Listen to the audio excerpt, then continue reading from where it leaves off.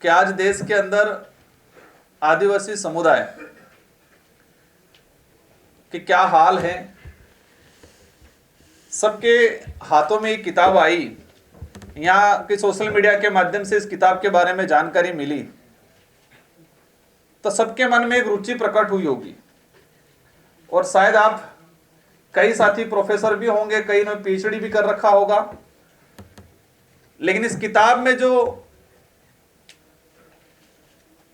जिन आदिवासी महापुरुषों की बात लिखी गई है, जिन फ्रीडम फाइटरों की बात लिखी गई है, शायद आपको कहीं पढ़ने नहीं मिली होगी। ऐसी कई घटना हैं जो आपको कहीं पढ़ने नहीं मिली होगी। जब आदिवासी समुदाय को लेकर बात आती है, अनेक सवाल पैदा होते हैं। कई जगह तर्क वितर्क अलग अलग होते हैं, कुछ अपवाद भी आते हैं। आदिवासी समुदाय को समझना है तो बहुत गहराई में जाना पड़ेगा। आज 2011 की जनगणना के हिसाब से रिकॉर्डली आदिवासी समुदाय 11 करोड़ के आसपास है, और आज 2025 की अगर बात करें तो अपन 14-15 करोड़ के आसपास इस देश के अंदर है, और वो 700 के आसपास समुदाय में बटा हुआ है। भील है, मीणा है, संथाल है, उराव है, गोंड है, अलग अलग। और जब धर्म की बात आती है तो वो सभी धर्मों में है। आदिवासी हिंदू भी है, आदिवासी ईसाई भी है, आदिवासी मुस्लिम भी है, आदिवासी जैन भी है। और आदिवासियों के इतिहास की बात आती है तो ये सच्चाई है कि आदिवासी महापुरुषों के इतिहास, आदिवासी उनका जो संघर्ष रहा है, उनका जो बलिदान रहा है, वो नजरअंदाज हुआ है। मैं ये नहीं कह रहा कि जानबूझ के नजरअंदाज किया गया। हो सकता है इतिहासकार उस घटना तक नहीं पहुंच पाए हो। शायद लक्ष्मण जी ने कहा था कि इतिहासकार महलों और रजवाड़ों के आसपास ही रहे, देश के अंतिम छोर पे नहीं जा पाए जहां बड़ी बड़ी घटनाएं हुई। आज कालीबाई, भील कालीबाई कलासुआ का नाम शायद कई साथियों ने नहीं सुना होगा, इस किताब में है इसका उल्लेख। बिरसा मुंडा जी के बारे में हम महात्मा गांधी जी को जानते। महात्मा गांधी जी ने इस देश को आजाद कराने के लिए पूरी ताकत लगाई और एक शांति के मार्ग पे चलते हुए देश को आजाद कराया।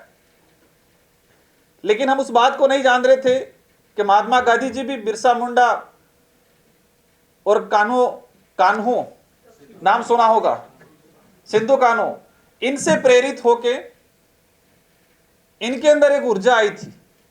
उनका उद्देश्य था, लेकिन इनसे भी प्रेरित हुए थे। लेकिन 5 साल पहले बिरसा मुंडा जी को शायद बहुत कम लोग जानते थे। हमारे स्कूल में हमको ज्ञान कहां से मिलता है? स्कूल के पाठ्यक्रम में, कॉलेज के पाठ्यक्रम में। लेकिन स्कूल का पाठ्यक्रम उठा के हम देखते हैं तो आदिवासी महापुरुषों के बारे में बिल्कुल ना के बराबर है। मैंने कई स्टडियां की, मेरा एजुकेशन बिल्कुल ग्रामीण इलाके में रहा है, और हमारे गांव की शायद हमारी पहली पीढ़ी हमको पढ़ने का अवसर मिला, और पहली पीढ़ी में भी 10% लोग पढ़े होंगे। हमारे साथ में 90% बच्चे नहीं पढ़ पाए, आज भी अभी पढ़ रही है। तो हमें जहां तक लगा, हम नहीं जानते थे। मैंने कॉलेज भी किया, बिरसा मुंडा जी के बारे में कहीं पढ़ने नहीं मिला। कालीबाई कलासुआ 19 जून 1947 को उन पे गोली चलाई गई, आजादी से 2 माह पहले। आजादी से 2 माह पहले वो गोली इसलिए चलाई गई कि रास्तापाल में शिक्षकों के द्वारा पढ़ाया जा रहा था, और वो जो स्कूल थी उससे मतलब स्कूल उस समय अस्थायी चलती थी कि 5 दिन इस गांव में चली, 5 दिन उस गांव में चली। तो वो मेरे परिवार से भी होके गुजरा था। कुछ समय मेरे गांव में, मेरे परिवार में भी हमारा जो पुराना घर था वहां चला था। तो गोली मारी गई, इसलिए मारी गई कि वो स्कूल बंद कराई जा रही थी, और पाठ्यक्रम में पढ़ाया जाता है कि अंग्रेजों ने गोली मारी। अब पढ़ा लिखा व्यक्ति तर्क करने लगा कि आजादी से 2 महीने पहले हम एक तरफ पढ़ रहे हैं कि देश का संविधान निर्माण की शायद पहली बैठक 1946 में हुई, जून जुलाई के आसपास। तो संविधान निर्माण की बैठक हो रही थी देश में, और उसके एक साल बाद देश के अंदर अंग्रेज गोली मार रहा है। ये हम इतिहास में पढ़ रहे हैं, मतलब आजादी से 2 महीने पहले। जब यह सवाल उठा तो हमारे राजस्थान के अंदर 5वीं क्लास की कक्षा उस किताब में एक पाठ्यक्रम पढ़ाया जाता था, तो उसको हटा दिया गया। जलियांवाला बाग हत्याकांड के बारे में सब जानते होंगे, वहां पर भी शहादत हुई, लेकिन आदिवासियों का जो शहादत मानगढ़ में हुआ गोविंद गुरु के नेतृत्व में, शायद बहुत कम साथी जानते होंगे। लेकिन इस यहां पर आया तो स्वाभाविक इस बारे में पढ़ा होगा। इसको भी इतिहासकारों ने अपमानित किया। कैसे अपमानित किया? इतिहास के पन्नों में मैंने कई लेखकों की किताबों में पढ़ा है कि दूसरा जलियांवाला बाग हत्याकांड, इसको क्या कहा गया कि दूसरा जलियांवाला बाग हत्याकांड। अब ये भाषा कैसे यूज की जाती है मुझे ज्यादा आइडिया नहीं, लेकिन मैं जहां तक समझा कि कोई एक बड़ी घटना हो जाती है, इसके बाद कोई घटना होती है तो उसको दूसरे का दर्जा दिया जाता है। 1913 में मानगढ़ में हत्याकांड हुआ, जलियांवाला बाग हत्याकांड 1919 में हुआ। समय काल के हिसाब से देखें तो पहला हत्याकांड कौन सा हुआ? मानगढ़ का। मानगढ़ में 1500 आदिवासी मारे गए सेम डे में। कई लोग घायल हुए, सैकड़ों लोग, बताते हैं 200-250 लोग बाद में डेथ हुई। जलियांवाला बाग हत्याकांड में कितने लोग मरे, कितने शहीद हुए? वो भी हमारे देश के लिए लड़े थे, वो भी हमारे लिए सम्मानित थे। लेकिन एक जगह 1913 में हत्याकांड हो रहा है, वहां 1500 लोग मर रहे हैं, शहीद हो रहे हैं। एक जगह आपने ही संख्या बताई, वो 1919 में हो रहा है, और इतिहासकारों ने लिखा एक लाइन में जलियांवाला बाग का पूरा विस्तृत, और नीचे लिखा हुआ कई किताबों में कि दूसरा जलियांवाला बाग हत्याकांड मानगढ़ हुआ। कई ऐसी बातें हैं। आज हकीकत यह है कि आदिवासी समुदाय खुद अपना पहचान खो चुका है कई इलाके में। कुछ पढ़ लिख गए आदिवासी समुदाय, वो भी कह रहा है मैं एसटी हूं लेकिन आदिवासी नहीं हूं। अधिकारी वर्ग भी है इसमें। क्या कहते हैं? मैं एसटी हूं, आदिवासी नहीं हूं। मैं मीणा हूं लेकिन आदिवासी नहीं हूं। मैं भील हूं ना, पर आदिवासी नहीं हूं। यह इसलिए कि उनकी जो पहचान, उनकी जो हकीकत थी वो सामने उनको नहीं लाई गई, नहीं उनकी पीढ़ियों को पढ़ाई गई।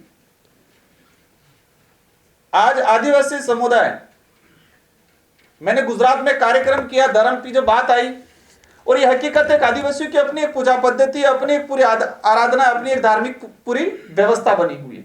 वो प्रकृति को अपना सबसे बड़ा भगवान मानता है, और मेरे हिसाब से प्रकृति से बड़ा कोई नहीं हो सकता है। आदिवासी प्रकृति को अपना भगवान मानता है, वो उनकी अपनी पूजा पद्धति है, वो किसी भी धर्म का तौहीन नहीं करता है। लेकिन हर इलाके में कन्वर्ट हुआ। मतलब मैं कई बार कहता हूं कि आदिवासियों का धर्म परिवर्तन नहीं, धर्म ग्रहण हुआ, क्योंकि उनका कोई धर्म नहीं था, प्रकृति उनका भगवान था, वही धर्म था उनका। गुजरात में जैन बना हुआ आदिवासी। महाराष्ट्र के अंदर 15 लाख के आसपास आदिवासी आज मुस्लिम बन के बैठा हुआ है। ईसाई, हिंदू है। लड़ कौन रहे?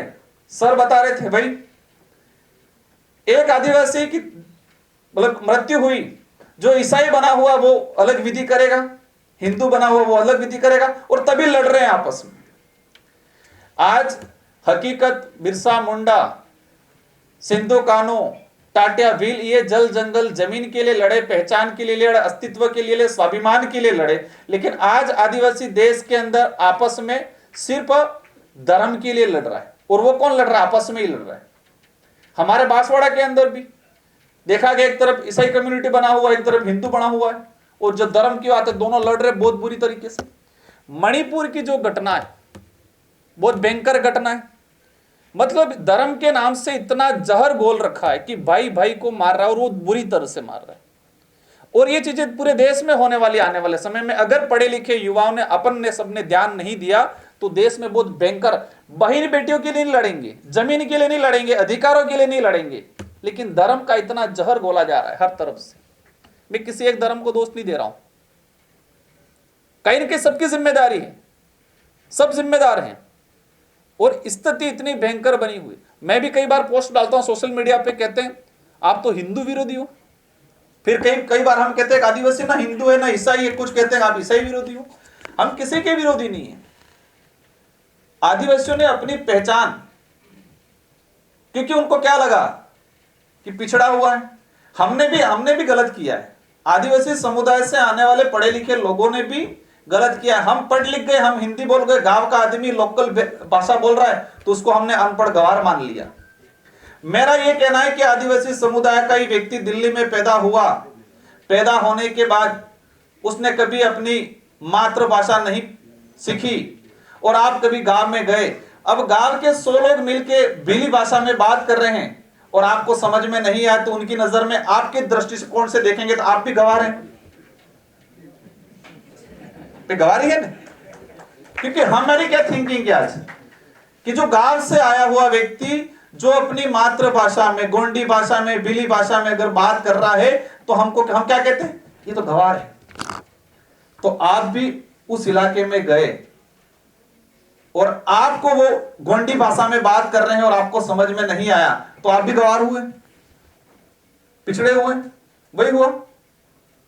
कोई मतलब कहे कि थर्मामीटर तो है नहीं कि कौन सी लैंग्वेज अच्छी है, आप कोई कितना क्वालिटी वाली क्या है, पर अपनी भी भाषा है। आदिवासियों जैसे कि आज जल जंगल जमीन बुलडोजर चला रहे हैं, आज अवैध खनन हो रहा है, लेकिन मुझे जहां तक लगता है कि जमीन पे तो अवैध खनन हुआ, बोली पे भी हुआ, उनकी बोली भाषा पे भी अवैध खनन हुआ, इनके हिस्ट्री पे भी हुआ, इनके कल्चर पे भी हुआ।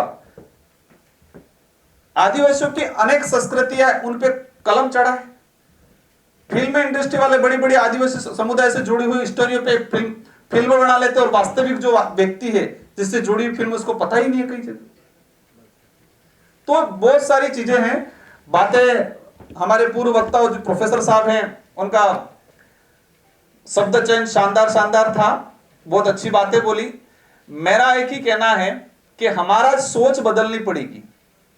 हम जो अपने आप को अच्छा कपड़ा पहन लिया और अच्छी थोड़ी इंग्लिश बोल गए, आज मैं देखता हूं हिंदू राष्ट्र बनाएंगे, बात होती है, हिंदी के लिए लड़ाई होती है, मराठी के लिए लड़ाई होती है, और जो ये बात करने वाले इनके कितने बच्चों को ढंग से हिंदी आती है, क्योंकि विदेश में पढ़ रहे हैं, इंग्लिश ही बोलते हैं सब। आज हम ग्रामीण इलाके से गोंडी भाषा, भीली भाषा बोलने वाले से कतरा, मतलब उसको दूर रखते हैं, तो आपसे वो इंग्लिश बोलने वाले आपको कहेंगे ये तो। अगर देश का निर्माण करना है, प्रोफेसर साहब कह रहे थे कि हमें सबको मिलके, और ये सच में हो रहा है, और इसलिए हो रहा है कि आदिवासी समुदाय का इतिहास को कहीं न कहीं साइड में रखा गया इतिहासकारों ने। तो आज गर्व से आदिवासी समुदाय का, और ये बात देखा मैंने कि हमारा पढ़ा लिखा आदिवासी समुदाय किसी भी वर्ग, जो 5000 साल पुरानी एक एक बात पता है, 5000 साल पुरानी। लक्ष्मण जी घायल हुए तो कौन सी जड़ी बूटी कौन से पहाड़ पे लेने का सबको पता है।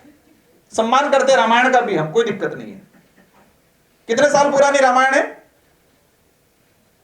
5-6 साल पुरानी होगी, लेकिन 500 साल पुराना हमारे मीणा भाई या भिल भाई को अपना इतिहास पता नहीं है क्या? आज हमारा जो इलाका भिल प्रदेश, जो टेरिटरी इलाका, आज भिल प्रदेश की हम लोग बात करते हैं, सबसे पूरे देश के अंदर सबसे सघन क्षेत्र में रहने ट्राइब जो रहा है वो यही अरावली और विंध्याचल की पहाड़ियों में रहा है। माही नदी, नर्मदा नदी की घाटियों में ही यही रहा है, और उस इलाके को 4 भागों में बांटा गया आजादी के बाद। और वही मानगढ़ हत्याकांड जो मैं बता रहा हूं, 1500 आदिवासी उस समय भिल राज की बात को, अलग राज्य की बात को लेकर 1913 में लड़े थे और 1500 लोग मरे थे। 4 राज्यों में बांट गया, लैंग्वेज खत्म हो गई, भीली लैंग्वेज। पूरे देश के अंदर सबसे बड़ा समूह है भील, इसके बाद गोंड का, और गोंड और भीलों में थोड़ा ये विवाद चलता है कि गोंड की संख्या ज्यादा है, भीलों की संख्या ज्यादा है, लेकिन ये मानते हैं कि सबसे बड़ा दोनों कॉमन है। और आज बिखर गया सारा, राज्यों में बढ़ गया, धर्म में बढ़ गया, बोली भाषा में बढ़ गया, जातियों में बढ़ गया। और यही नहीं, धर्म नहीं, एसटी आदिवासी एसटी में है, आदिवासी ओबीसी में, आदिवासी जनरल में भी है। अंडमान निकोबार गया, गोंड समुदाय के लोग 2.5 लाख के आसपास है, गोंड संथाल सब जनरल में आ रहे हैं। हर इलाके के अंदर आज मुझे यूपी से मिले, गोंड समुदाय ओबीसी में आ रहा है। मेरा भील भाई रोद गोत्र का गुजरात में जाएंगे, कई जगह जनरल में जा रहा है। कटारा हमारी गोत्र के साथी गुजरात में जाएंगे, कोई रावत में जा रहा है, कोई ओबीसी में जा रहा है। इतना बिखराव हुआ जिसकी कोई सीमा नहीं है। उसका एक ही रीजन है कि आदिवासियों का अपना खुद का नेतृत्व करने वाला भाई कोई नहीं मिला। यह सच है कि आप भी किसी गांव का प्रतिनिधित्व करते हो तो पहले आपके गांव का करोगे, ना कि दूसरे गांव का। और यही चीज हुआ है। संविधान निर्माण की बात करें, आज आधुनिक भारत की बात करें, और अंतिम समय में यह चीज कहना चाहूंगा कि कई लोगों को लगता है कि आदिवासी के अंदर ये तो टकराव पैदा होगा। टकराव कभी पैदा नहीं होगा, क्योंकि आदिवासियों के अंदर हम कहते हैं कि अतिथि देवो भव जो संबोधन दे रखा है, जो इंडिया की पहचान बताते हैं अतिथि देवो भव, तो वो आज भी आदिवासी समुदाय के अंदर जिंदा है। आज आप शहर में जाओगे, शहर में दरवाजा खटकाओगे तो वो पूछेगा कि आप कौन हो, कहां से आए हो, ये पूछेगा।